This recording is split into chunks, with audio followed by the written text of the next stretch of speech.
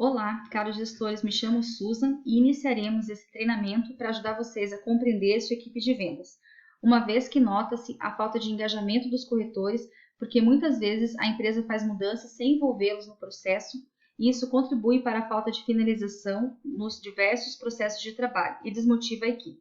Para isso, aprenderemos sobre o comportamento organizacional, que utiliza um conjunto de ferramentas de natureza interdisciplinar, integrando ciências da área da psicologia, sociologia, economia e antropologia. O comportamento organizacional é a junção de forças essenciais, como metas, pessoas, estrutura, tecnologia e o próprio ambiente, seja ele interno ou externo.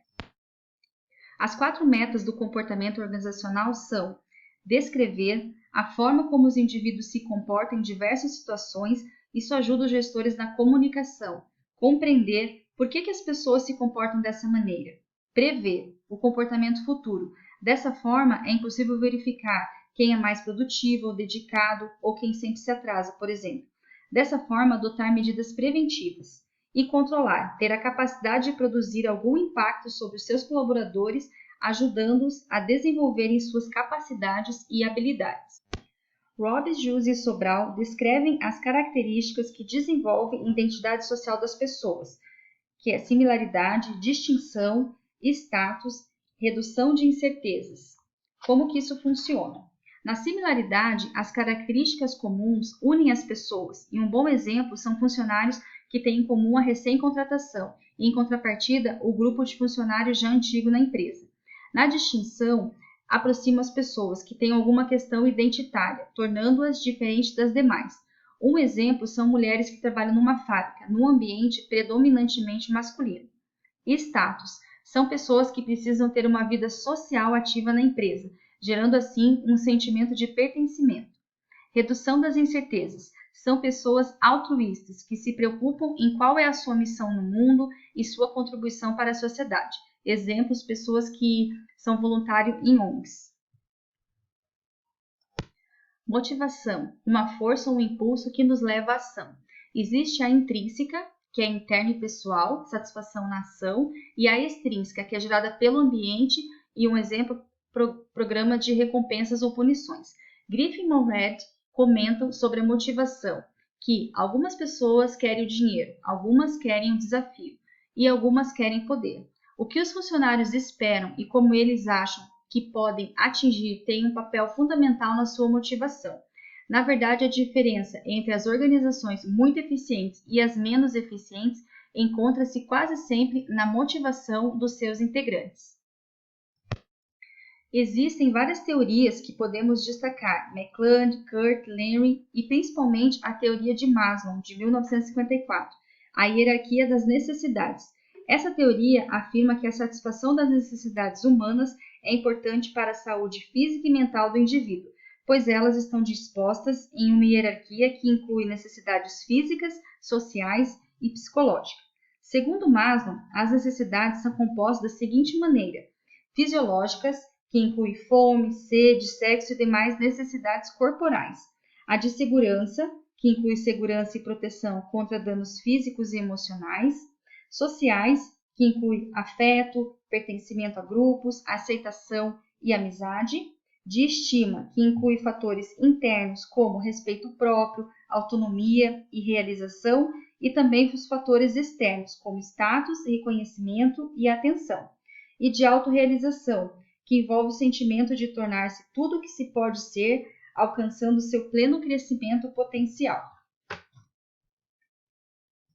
E agora vamos falar um pouco sobre as equipes. Primeiro, é importante estabelecer um ambiente favorável e como será a formação de cada equipe. Aqui não se trata simplesmente de juntar pessoas. Os membros da equipe serão selecionados conforme as suas habilidades, seus conhecimentos e a habilidade de trabalhar em conjunto. Uma característica importante é a interdependência das tarefas.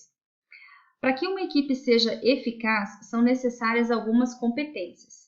Cooperação, os membros são capazes de compartilhar recursos e acomodar as necessidades e preferências dos demais. Coordenação, alinhar o trabalho e manter a equipe no caminho certo. Comunicação, compartilham informações livremente de forma clara, eficiente, ouvindo atentamente. Conforto, é ter empatia, oferecer conforto psicológico, onde existe a confiança. Resolução de conflitos é ter habilidade e motivação para resolver discordâncias usando o melhor estilo da resolução de conflitos. E sobre a liderança, vamos falar sobre alguns estilos de líderes. Autocráticos, eles centralizam em si mesmos o poder e a tomada de decisão. Os líderes, eles exercem toda a autoridade e assumem completa responsabilidade por seus atos.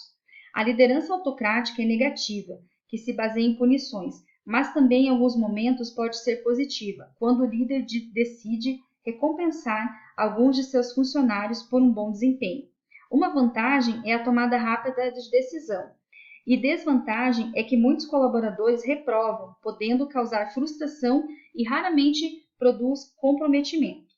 Já os líderes consultivos pedem opinião para alguns funcionários que apresentam suas contribuições antes de tomarem as decisões. Esses líderes podem escolher utilizar ou ignorar as informações e os conselhos recebidos. Se as contribuições forem acatadas, o impacto será positivo. Se forem sempre rejeitados, os funcionários se sentirão como se seu tempo tivesse sido desperdiçado. Já os líderes participativos, eles descentralizam a autoridade. As decisões participativas não são unilaterais. Eles utilizam as contribuições e a participação de seus colaboradores. O líder e o grupo agem em unidade. Os funcionários são informados sobre as condições que afetam seus trabalhos, bem como são estimulados a expressar as suas ideias, apresentar sugestões e agir. A tendência geral encaminha-se para o uso mais amplo das práticas participativas, porque elas são consistentes com os modelos de comportamento organizacional apoiador, colegiado e sistêmico.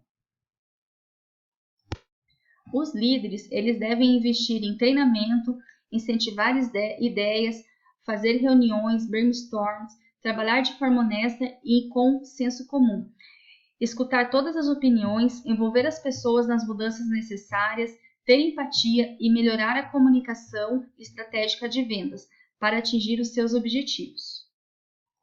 E para concluir, eu vou deixar uma citação do Saint-Exupéry, que eu gosto muito, que diz assim: se você quer construir um navio, não chame as pessoas para juntar madeira ou atribua-lhes tarefas e trabalho, mas sim ensine-as a desejar a infinita imensidão do oceano. Obrigado e até mais!